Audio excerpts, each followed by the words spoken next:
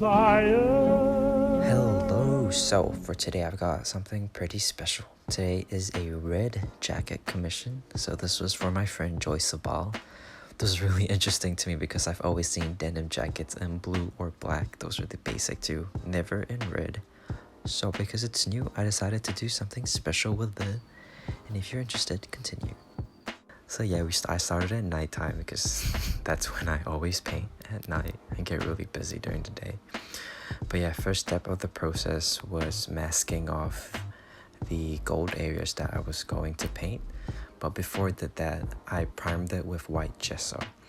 The problem that a lot of people face when painting on fabric is that the fabric will basically eat up the paint, which is really annoying because you use up so much more paint. But what I found out, and what I found out through other videos, is priming your surface. You do the same thing on canvas, you prime it with gesso, so I primed this jacket like it was a canvas piece. And the next part was me spray painting the gold spray paint. Some peel porn here, that's so good, just spraying away and then peeling away the clean lines with the scotch or masking tape really. And then I let it dry for a bit because spray paint is not like acrylic paint, it takes a bit of a while. But yeah, once it was done, I started on the first part of the painting, which is this really small rectangular wheat scene, which you will see later on. So yeah, I started off with the white prime base, and I started laying down my colors. So since this was a warm colored jacket, I wanted the scene to also be warm colored so that it blended in really nicely. And also this was not the focal point of the piece, so that's why it was warm colors, so it wouldn't stand out too much. And then now this was the interesting part. So I haven't painted a portrait in a while.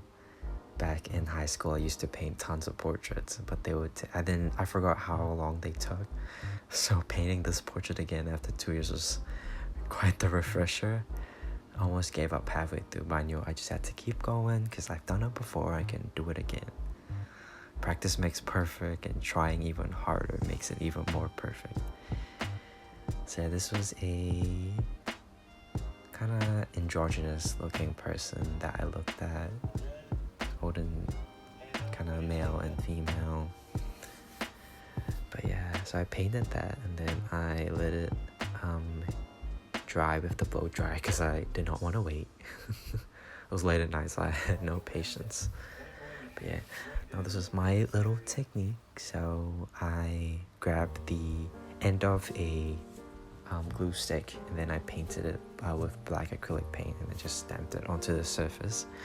Easiest way to make a circle, you won't mess it up, because freehanding a circle, oh my gosh, that's so hard.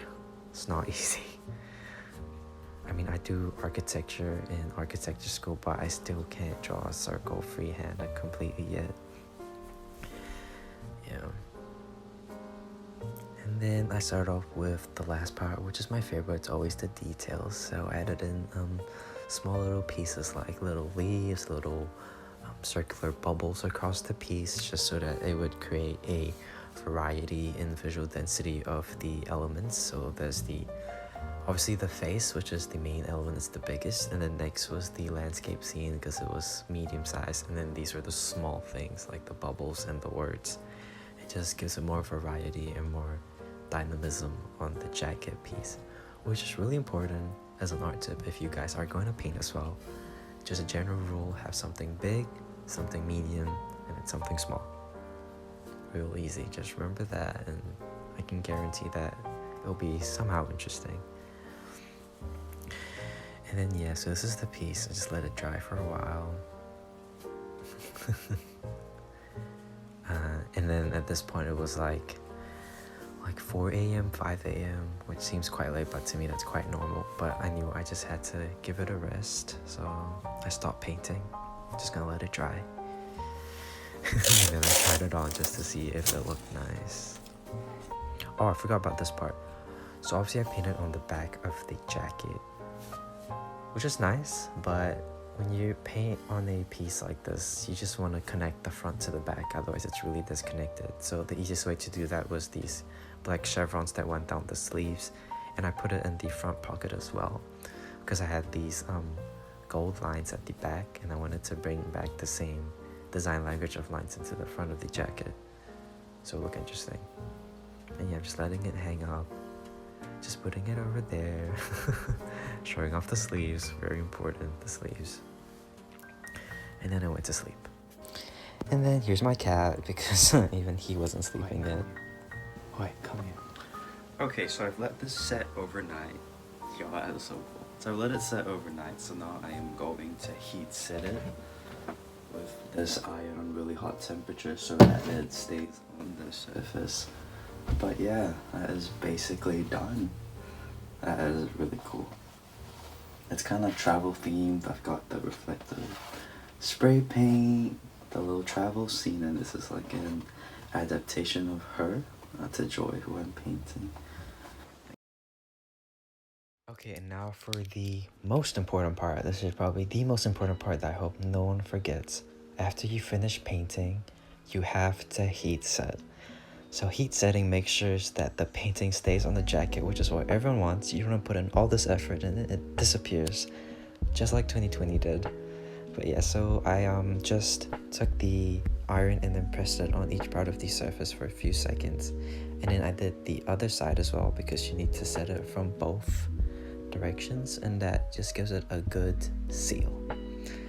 And then now for the photo shoot, the final reveal, my favorite part.